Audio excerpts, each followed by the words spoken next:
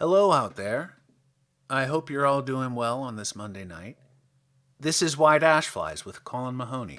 Thank you so much for tuning in for a special installment of my series Zander's Appendix and Other Gratuitous Organs, where I like to air out my original stuff from time to time. And tonight it's a longer piece, Wheelock's Calendar. I wrote Wheelock's Calendar a lifetime ago, as both a cycle of shorter poems and as a single poem, following its hero, Wheelock, his wife, Clara, and their daughter, Caroline, beginning with Caroline's birth and ending with Wheelock's death or disappearance from the scene in old age.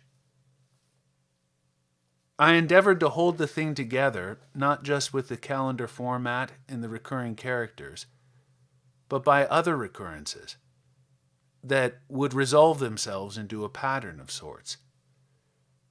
For instance, smokestacks in February and December rhyme with yardarms on fire in April. More or less obvious examples can, I hope, be found throughout, and will, I hope, reward re-listening.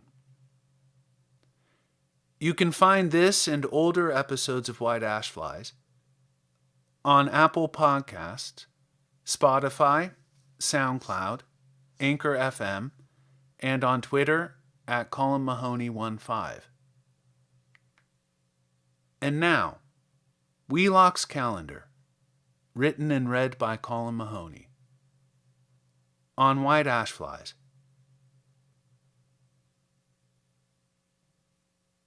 Wheelock, Clara his wife, Caroline their daughter. Epigraph. A maze contains my mind. Chapman's Odyssey, Book 23. January. Caroline, kiss countless quiet eyes open. Waters part for the love of you. Stars dry in the branches. Caroline laughed at their rattle. Regress nests until she knocked at the box, and quick as a jack the moon slipped out and through the chimney stack, white as a tooth, singing, "Sad days and no warm water to bathe the babies in." So Clara washed Caroline in a basin brimming moonlight. Find them a hiding place away from the wind. He saw its silver sides move among broadcast cloud. What's more, he saw a love knit by odd numbers, and turning about a whale's eye high in the crest. February. Madison, Wisconsin.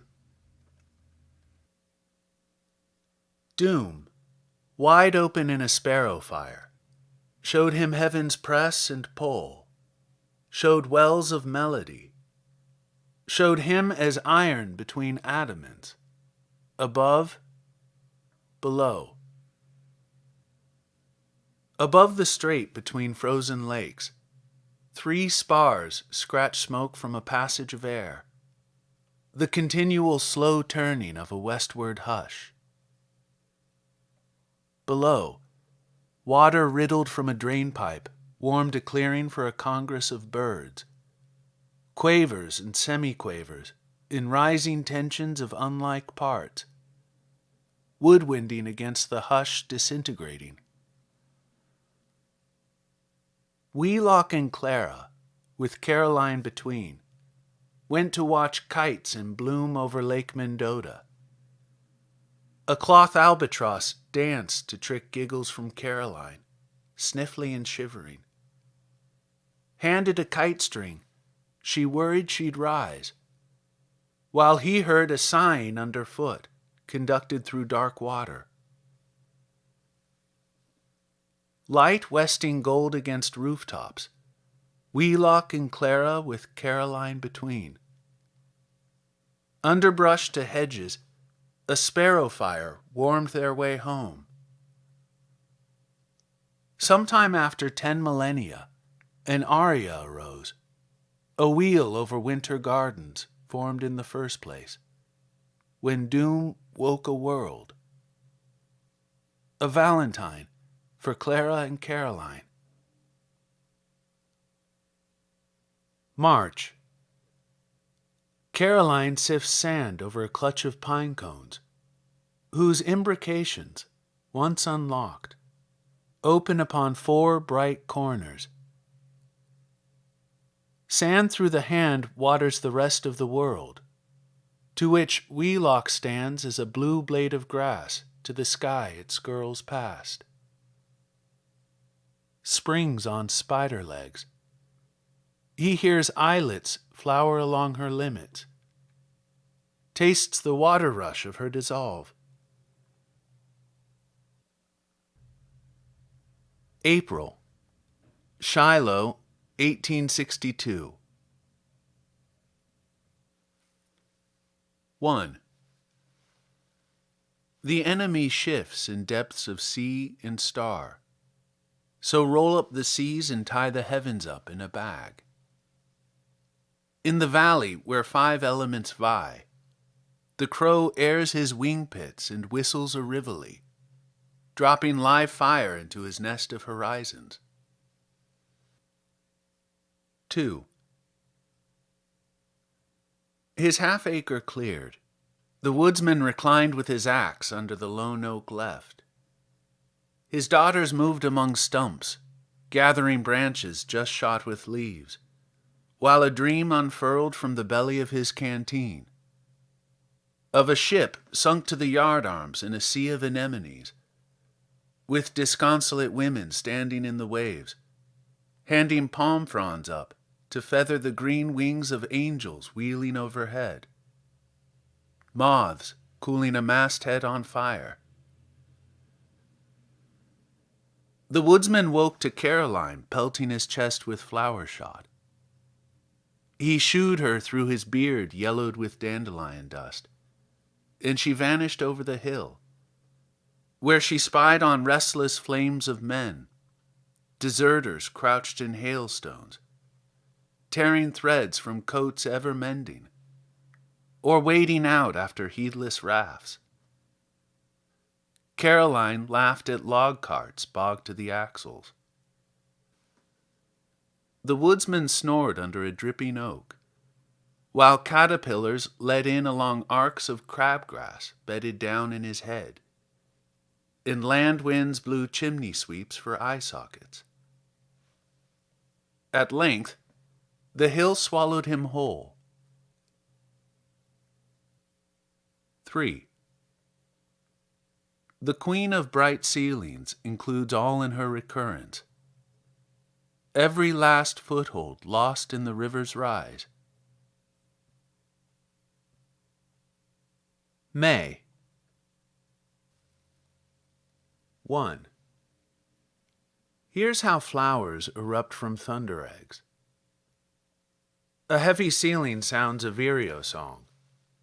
Here I am. Where are you? From the bottoms of pots across Clara's floor, to whom she answers, I'd gladly go out with you, where sweet by-and-bys hide behind ginkgo leaves, and wherever, whenever wet fingertips press, symmetry shoot in bright clusters of 2 or 3, voiced in wonder, like Caroline's long look into a spoon's concavity.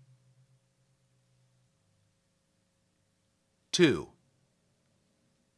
Cleaning ladies opened high shutters, and the dust they shook from their rugs sifts as thunder showers down against the leaves of his brightest tree, hung with cocoons that play like seashells under the eaves, while he takes in a show of daisies below. They're transfixed for hours, until the gutters give way and the driveway sinks.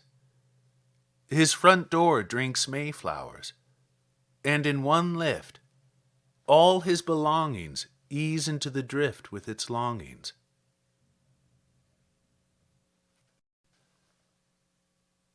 June.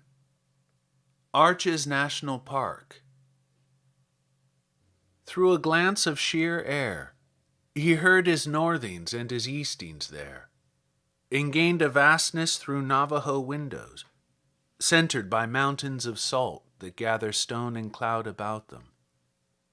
Vegetal outcroppings, drawn by desire and held up, themselves, naked to wind slip and rain slurry. Clara sees oceans every way, in dragon bones set in whale rib, where the gap in the wall lets the wind's pith it slither, and between tall streaks of men, a hand held up in red ochre.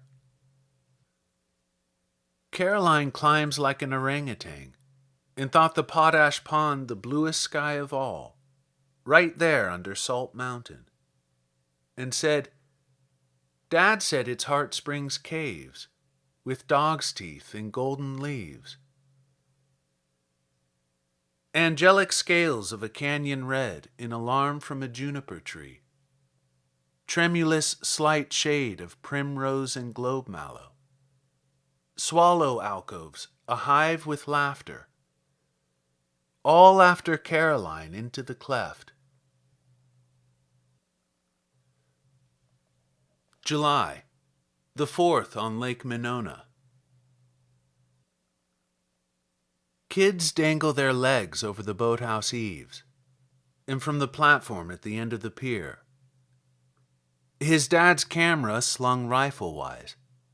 A boy runs down a slope of grass to his sister busy swatting late dandelions with a stick.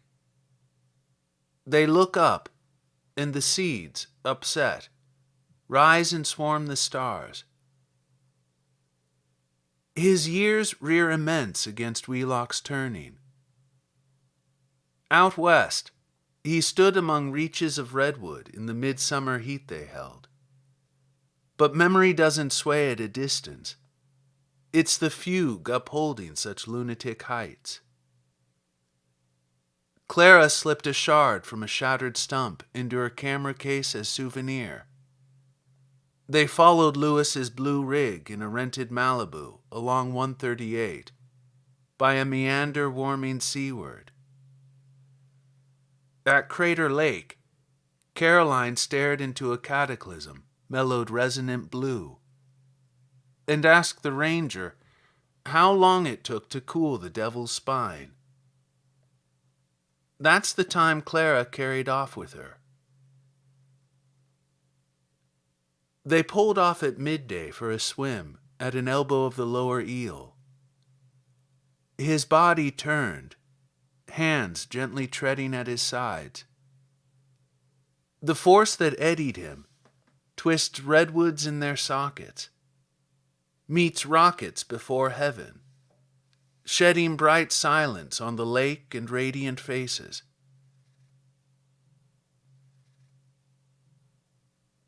August, Caroline's wedding day. Surveyors fanned from the zero stone out, spanned a wings array and sent rafts of color through canyons on fire. When Wheelock's canoe turned so lovingly downstream. There, when the bend greens with tall grass and a cottonwood in the cool of each other's company, they found a figurine intact among shards. A woman crouched in clay, maize stalks up from her upturned palms. He'd bring it as a wedding gift to cool her nerves, riding the river skin with a drift of poplar seed, through valleys where summer stands and works all morning in the tall grass, then rests. A pull from a bottle, and idleness dreams a chilly Jordan through the trees, broad before the sea, as Caroline once hummed periwinkles from their shells. Strange to see, on her wedding day, swallows at play in the hall's high heat, shafts of light through recessed windows, through the fit of stone and feather. All men join must sunder. September. This Labor Day's descent slows in the drag of umbrellas opened over Graham Beach. Swimmers in the dazzle off an Empyrean cash drawer of ancients. Like the Russian said of the Tsars in his pocket, they observe our work and likewise our rest, if peripherally through Elysian fields. Now unfold your chair and flick out your paper, and read the good news of wonder-working man, who spins water and eats coal, and whose delicate instruments render audible solar winds gathered into cabinets shattered in descent, spreading over black earth a song as old as the light it's hymned along. The skyway is light, is flowing. We dived into the howl and surfaced again, our sides warmed iridescent and retold as scarves of northern light shifting, and returned along shifting traces, gravel-tumbled harpsichords to arrange our red by, our crimson homecoming. The skyway is light, is flowing a stream of tail lights drawn from heights of red glass. Wheelock comes up for air into a scene emptied gray from shoreline to sky, but for a demon's eye, red in its slot. October. 1. Tell us, please tell us. Swift's tease from the ivy. Tell and they'll only tell on you. In a swirl down the chimney stack toward the non-event. Sing for us. Won't you please sing around for us? We've ailed all day. High time we put our good ear to earth and slept. 2. Antics geared to fantastic ends. Saw through his wink and stood him up. A fool for all time. Boot-blacked his face and hands in the soles of his shoes, and stuck his antlers with folded leaves. Then a lace of red fingers shaped a draft in their wheeling. Hot-foot administered, and he's up like a papered telephone pole, and as quickly out. His cooling eye waxed a hollow socket for owls to inhabit. Now shadows splay about his base, to map a downward play. At root, dear thanks. November. Chicago. The sky's a river that deprives. Wind slips in and snatches heat from bed sheets and blankets. The sky's a leviathan whose movement consumes, who stray into its hold set up a general howl, with counter-howls lapping against its ribs and back again. The sky's walls are mizzlestones. To Wheelock's close ear, beetles roll thunder behind them, and terror annulates emptied water towers. The sky's a thief, so he's kept a spark in a handkerchief, and his branches wear silver beads whose sights sound the gloom.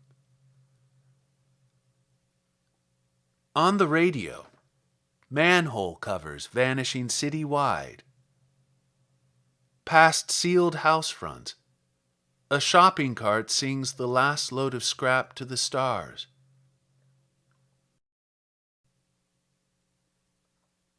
December. 1. In the pole of its acquired ages, the eye inverts, and its bowl brims all horizons. Inside, flowers break and burn, leaving a dry rattle to disturb his sleep. The others around him ask, "Do you know me? Do you know me?" One of whom drew the sharpened moon, and let the matter out to brood on rooftops and branches and parked cars. His face hidden in a fur-lined hood, Wheelock walked out among the traces, where winter folds upon itself and freezes the river mid-run between hills, so he can tread its back. 2.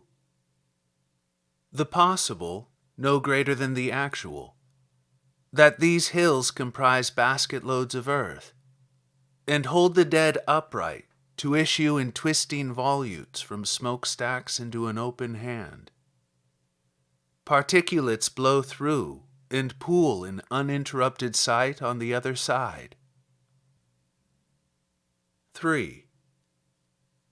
Along the banks, beaver with river pearl for eyes, root in the snow after the sun long in winter. He holds his coat tight about his throat and follows his loves in succession.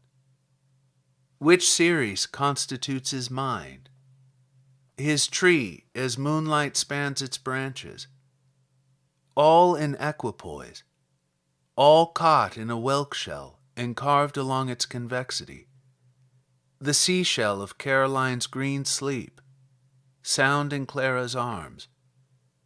As outside, a train drags its clatter underground,